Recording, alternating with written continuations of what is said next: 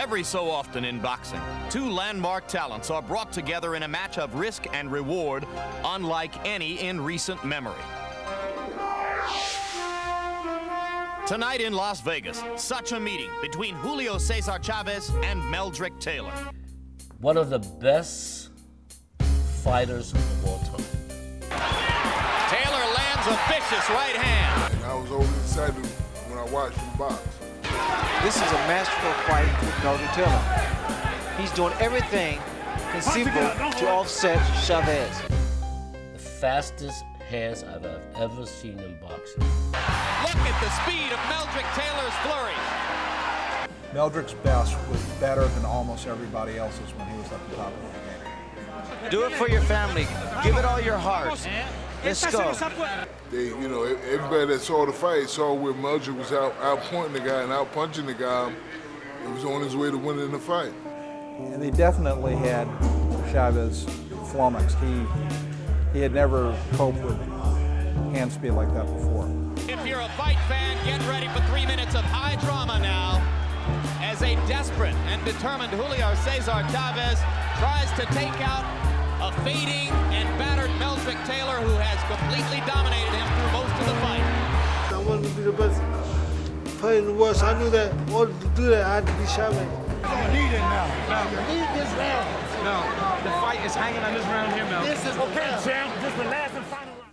Lou Duva told Meldrick, "You need this round." In point of fact, he didn't need that round to win the fight. I didn't know how I was doing that. I mean, when you're in a fight, you're not thinking if you win that round, you win that round. You fight on instincts alone.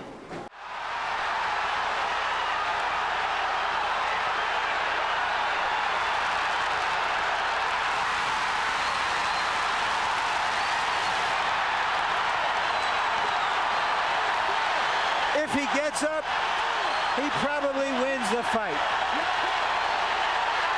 I can't believe it! Unbelievable! Richard Steele stopped the fight with fewer than 5 seconds to go. That was so surreal. I couldn't believe that was happening. They actually stopped the fight.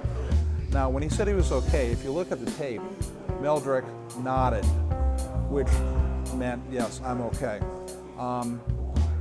Apparently, in Richard Steele's mind, that wasn't good enough. Lou had the strength. He saw that. I know I nodded. I was a kid with nod my head, but I was not looking at him. I did nod my head. The official time will be 2:58 of the 12th round. He knocked him out with 2 seconds left.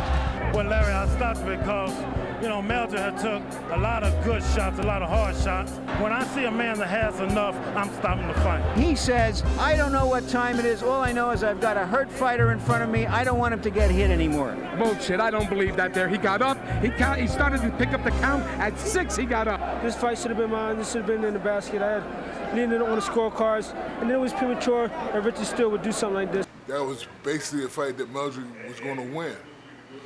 And Richard Steele took it from him. Well, I think he went the wrong judgment after the wrong call. Foreman had the type of experience as a referee. I really know it's the wrong call to do. And he robbed me of a great fight. The red light was flashing directly in Richard Steele's face. He had to know there was only a couple seconds left of the fight. Chavez certainly knew that there were only a couple left in the fight. He was no longer in the neutral corner. He had come up behind Richard Steele's back and was trying to come around him, try to see if he could get another shot or two before the fight ended. If Richard Steele had turned around and said, go back to the corner, which he should have done, the fight would have been over. I just think he made a mistake. My whole career is defined on one fight. And is he bitter from that? Probably is. I would be too. You have an opportunity to win another world championship. You did win on two cards, and a referee comes in and stops the fight with just 2 seconds left. Yeah, there may be some bitterness there. I feel bitter for him. Well, you can choose to shake your head and go test because where he is now isn't probably where he should have been, health-wise, financially, whatever. But He had highs in his life. Standing on that medal stand, having a gold medal placed around his neck, winning 2 world championships, fighting for millions of dollars with the whole world watching. He had highs in his life that most people can't even imagine. No one can match his will, his determination. No one. I've never seen it. Even when he's winning, he thinks he was losing, or he needs to overwin, overkill. And this is him. This is the way Meldrick Taylor is. He was a god. He had problems and things didn't go well for him. I said, but there are a lot of people that would trade everything they had, everything they own, everything they could have to experience for 1 hour, 1 day, 1 week.